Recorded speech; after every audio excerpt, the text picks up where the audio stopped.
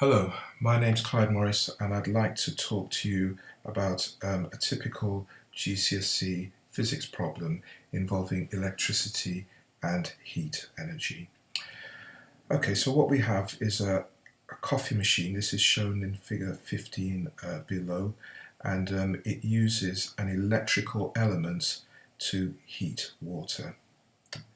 Okay, so this is my coffee machine here, and what we're told is that the coffee machine has a metal case, and they want to know why it would be dangerous for the live wire of the electrical cable to touch the metal case.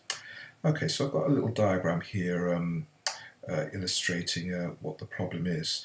So we've got our plug. Okay, so here's our plug here, and here is the live wire. Okay, and the live wire will carry a lead down to the elements, the heating element, and this is the thing which gets really hot, and it gets really hot in order to heat the water in the machine.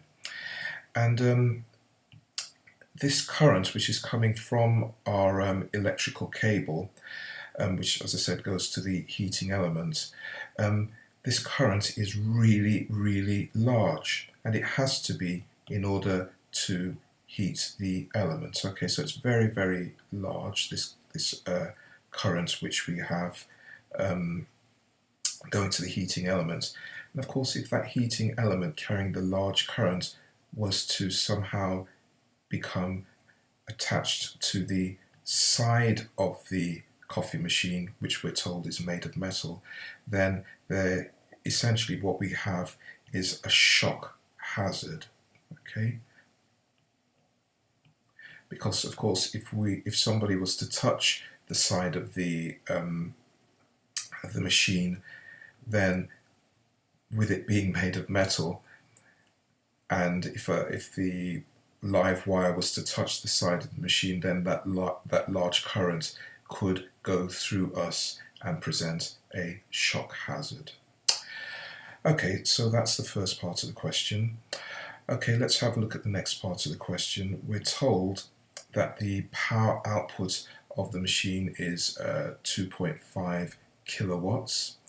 We're told that the voltage of the machine is 230 volts, and we're asked to calculate the current.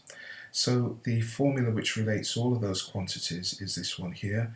Power is equal to voltage times current. Okay, P for power, V for voltage, and I for current. And it's the current which we want to find.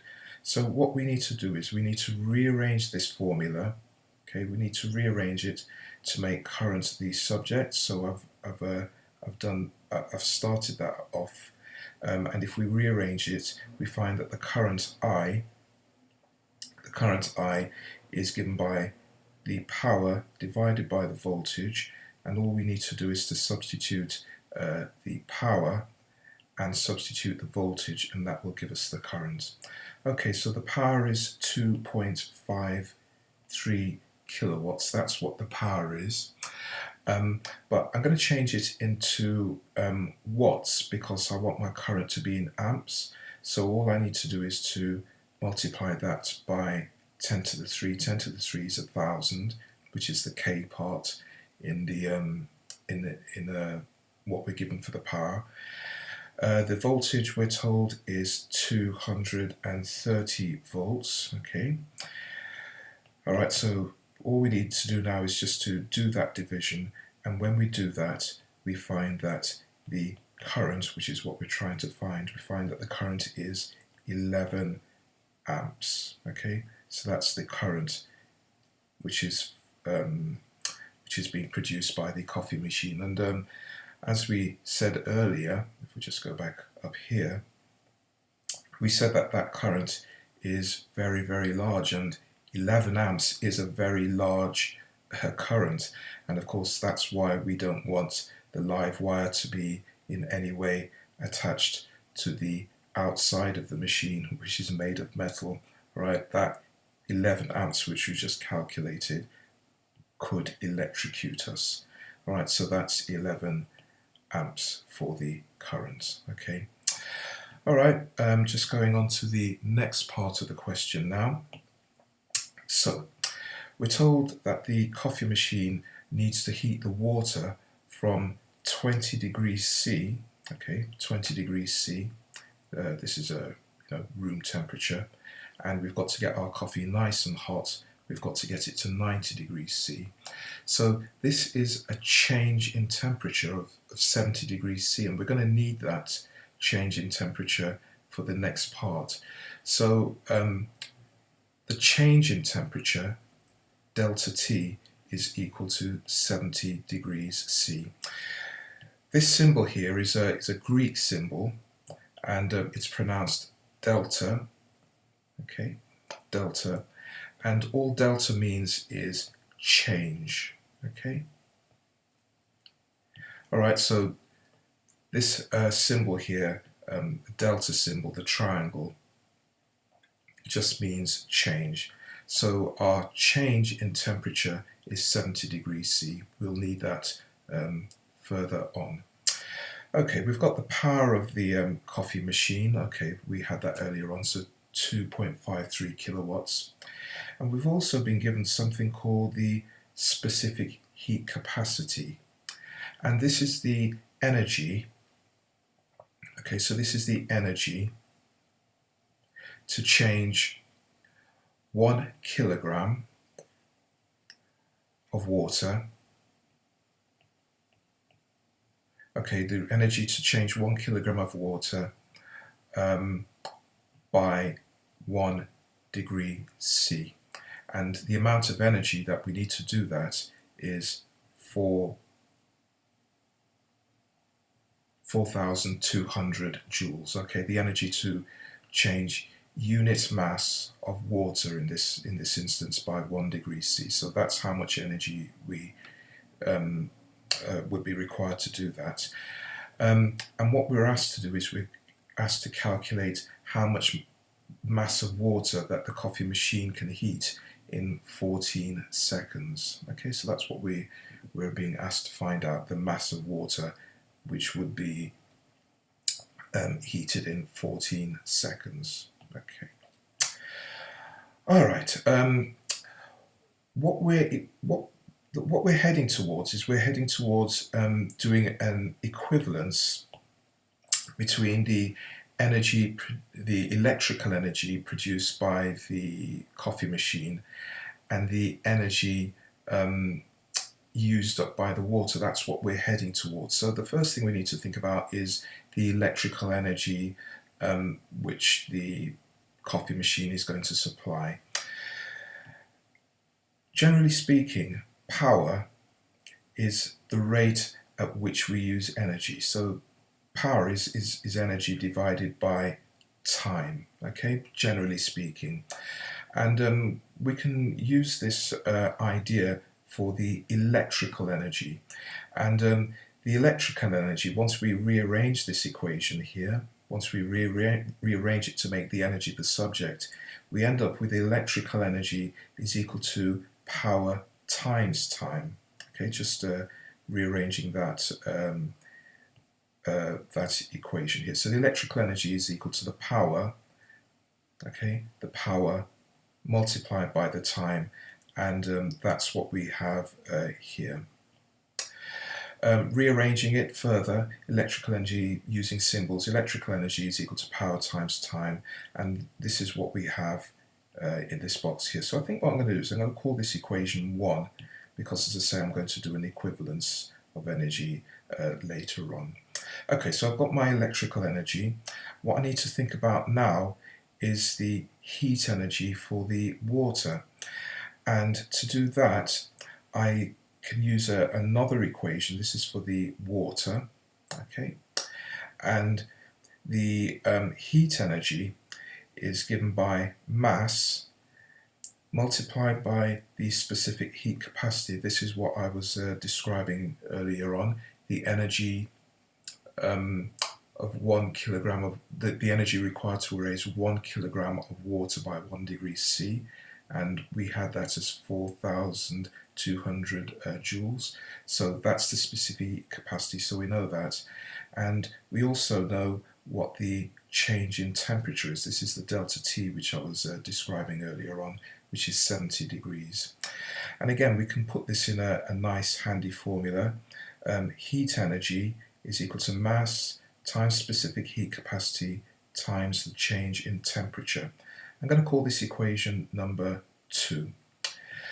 Right, okay, so what I need to do is I need to make that equivalence which I was talking about earlier on. In other words, the electrical energy supplied has got to be equal to the heat energy gained by the water, all right, because that will allow me to find out the mass, which is what I want.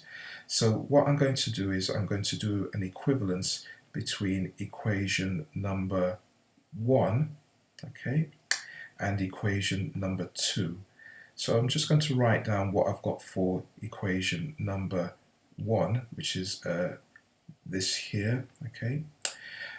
So the electrical energy is going to be equal to the power multiplied by the time, okay, that's equation number 1. And for equation number 2, I've got this thing here, mc delta t, okay, so mc delta t, okay. It's the m which I'm trying to find, okay, so that's the thing that I'm trying to find. Do I know the power? Yes, the power is 2.53 by 10 to the power 3 watts. We know the time, we're told that it was switched on for 14 seconds.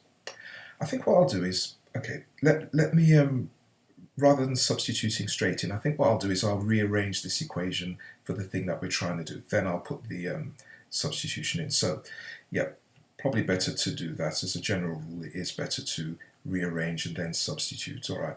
So I'll have my m here by itself, and I'll rearrange this equivalence which we've got to make m the subject. So we'll have p times t on the left-hand side. We'll have an equals here, and if we're going to leave the m by itself, we need to divide on the left-hand side by c delta t. Great. Okay, so what we've got now is we've got this rearranged equation. I know we can call this number 3 if we like, which now is rearranged in terms of the thing which we're trying to find, which is the mass. So all we need to do now at this point is to substitute into this equation number 3, and that will give us the mass. So therefore in 3, okay, so the power is 2.53 by 10 to the power 3, okay, 2.53 by 10 to the power 3. So that's the power. The time we were told was 14 seconds, okay, so that's the time there. We need a dividing line. We need the specific heat capacity, and this is 4.200, that's the specific heat capacity. And we need the change in temperature, okay, the change in temperature, the change in temperature is 70 degrees C, okay. So that's the left-hand side of number 3 done, and the right-hand side is simply the mass, which is what we're trying to find. So we just need to do this this division here, and that will give us the mass. All right, so just plugging everything into our calculator. Once we've done it, we find that the mass, what we find is we have a mass of 0.120 kilograms is equal to the mass, all right?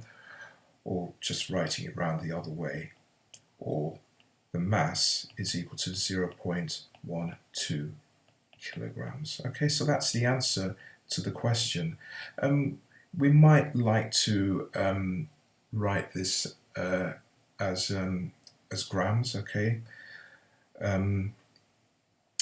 So the other way we could write this, or the mass is equal to 120 grams, okay? So that's the other way that we could write that out, changing it from kilograms to grams simply by multiplying this figure here by 1,000, okay? All right, and yeah, so we've done everything. We've found the mass, we've found the current, and that's the answer to the question. Well, I hope you found that useful, and thanks very much for watching, and we'll catch you on the next one.